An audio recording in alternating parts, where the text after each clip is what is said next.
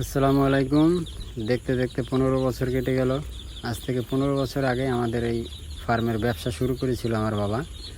তার হাত ধরেই আমাদের এই সব কিছু শেখা। আমার বাবা আসলে লেয়ার ফার্মটা সে পরিচালনা করে, ব্রয়লার ফার্মটা আমি এবং আমার ফ্যামিলির অন্য লোকজন মিলে পরিচালনা করি।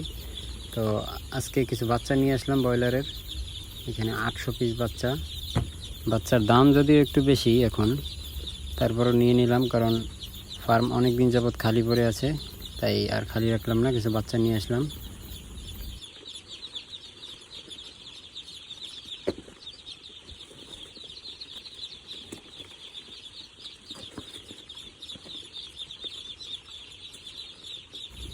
ব্রুডার এবং বাচ্চা রাখার জায়গা আমরা আগে থেকেই রেডি করে রেখেছিলাম, যাতে বাচ্চা আসলে কোনো সমস্যা না হয়।